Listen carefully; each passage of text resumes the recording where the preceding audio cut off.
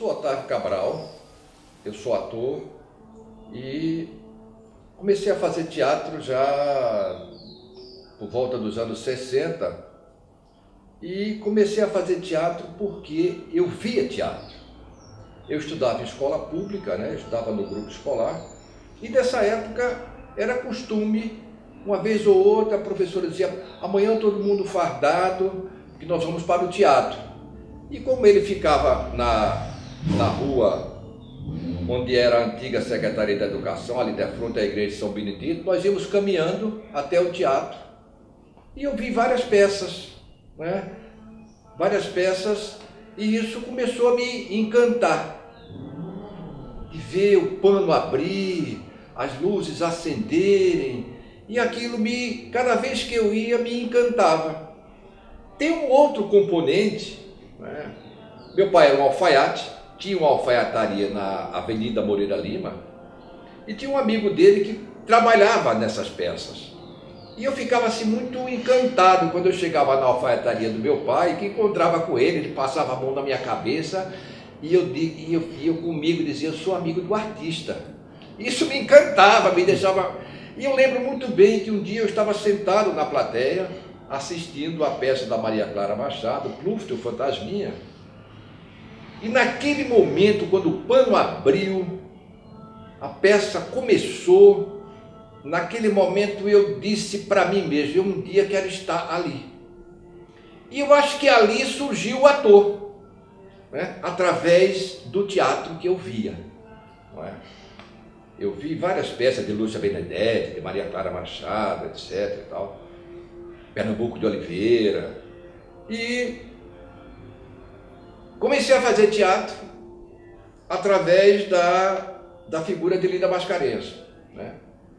Ela me convidou para fazer uma peça que se chamava, era uma peça de Pirandello, As Laranjas da Sicília, e eu fui fazer um papel nessa peça.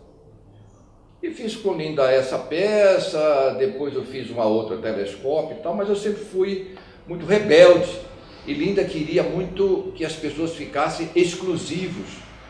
E eu não queria ficar exclusivo, eu queria participar de outros grupos, e fui fazer teatro com o Teatro de Amadores de Maceió, né?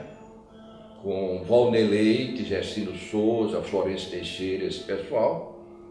E depois eu fui convidado para trabalhar no Grupo Teatral Educação e Cultura, o GTEC, que passou a fazer várias peças de infantil. E uma coisa interessante, que de onde não se esperava, surgiu essa ideia. Em plena ditadura, vai um secretário de Educação, que ninguém dava nada por ele, ele cria esse grupo, patrocinava o grupo para encenar peças para toda a rede escolar. Então nós passávamos vários meses em cartaz. Tinha dia que a gente fazia 2 espetáculos no sábado, 2 no domingo, casa cheíssima, porque a secretaria mandava os ônibus para pegar os alunos na escola e levar para o Teatro Deodoro. Então foi uma fase assim muito fértil, né? E depois eu fui ser presidente do Teatro Universitário. Fui ser presidente do Teatro Universitário e nós tínhamos preparado um texto, mandamos para a censura proibiu. E como Paulo Otran tinha viajado o Brasil inteiro com uma peça chamada Édipo Rei, montada exatamente para discutir o autoritarismo naquele momento, nós, como o nosso texto tinha sido proibido, nós pegamos esse rastro e resolvemos montar Antígona, exatamente para discutir o autoritarismo naquele momento com a sociedade. E foi muito interessante porque nós, com um clássico grego, não tinha como a censura proibir.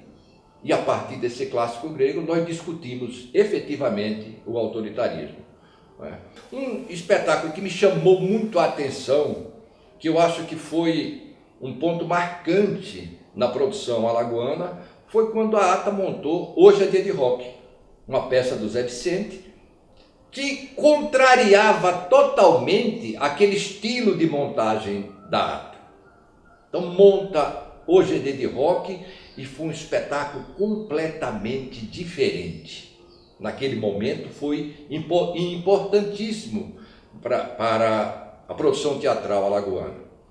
E depois nós fizemos, por exemplo, uma peça do Luiz Sábio, Comer o Dom Pedro Fernão de Sardinha. Foi um outro espetáculo que também proporcionou uma forma de fazer teatro bem diferente daquela forma tradicional que vinha sendo feita, né? Mas eu queria fazer referência a dois espetáculos que foram feitos pelo grupo Os Dionisos, que me chamaram, aliás, três espetáculos que me chamaram muito a atenção. Foi uma peça do Luiz Gutenberg, chamada Alto da Perseguição e Morte do Mateu. Espetáculo muito interessante, né, baseado na cultura popular. Um outro espetáculo que era uma peça do Robles, Emanuel Robles, que se chamou Massacre, texto muito interessante. E um outro, do Harold Pinter, Armadilha para um Homem Só.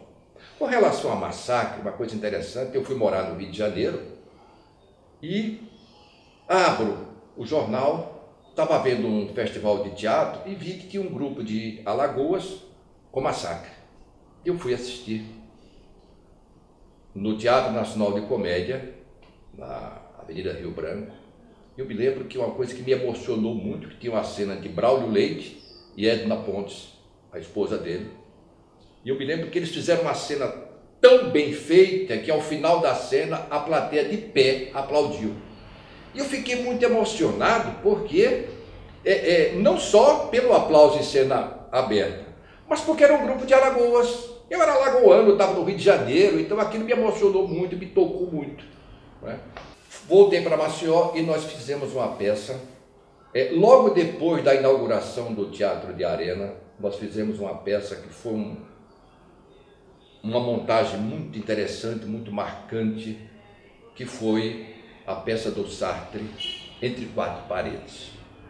Foi uma montagem muito interessante, uma montagem que marcou muito, porque foi uma peça que teve cenografia e figurino de um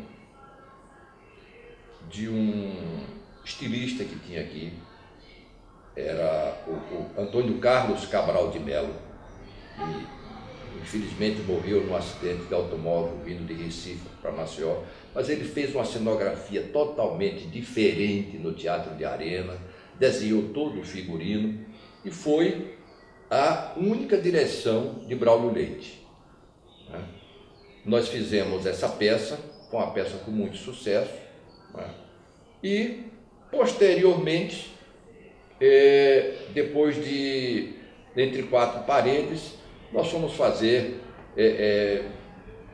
vários recitais, fizemos muitos recitais de poesia, mas teve uma outra peça que foi importante na minha história, que foi A Mandrágora, do Maquiavel, né? A Mandrágora foi um texto que teve uma temporada muito importante no Teatro de Arena, viajamos com ela. Em seguida, no centenário do Graciliano, nós fizemos outro texto que me marcou muito, que foi feito por mim e Aline Marta, que se chamou Itinerário de Graça. Itinerário de Graça era um texto onde nós fazíamos um passeio pela obra do Graciliano Ramos. Nos anos 90, eu entro para a universidade para dar aula no curso de teatro. Acho que a minha entrada para a universidade, de certa forma, foi muito importante para mim. Primeiro, porque me possibilitou me aprofundar nos estudos ligados ao teatro, né? E acho que, como eu entrei para a universidade para dar aula no curso de formação do ator, acho que, com todas as deficiências que a gente sabe que a nossa universidade tem, mas eu acho que o curso de formação de ator propiciou que nós formássemos atores que boa parte deles foram contaminados pelo vírus do teatro e continuam atuando no teatro alagoano. Acho que o curso de formação de ator deu essa contribuição para o teatro alagoano. Posteriormente, surge o curso de graduação, o curso de licenciatura em artes cênicas.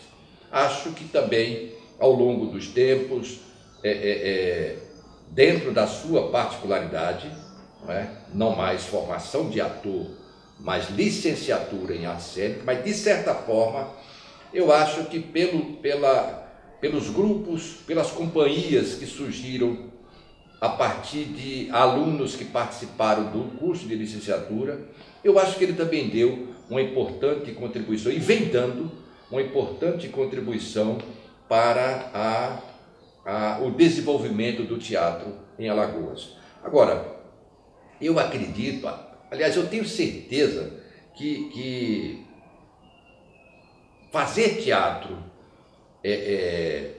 se dedicar a essa arte, muitas vezes as pessoas procuram a universidade para tentar se direcionar por esse caminho, mas só fica aquele que for tocado pelo vírus.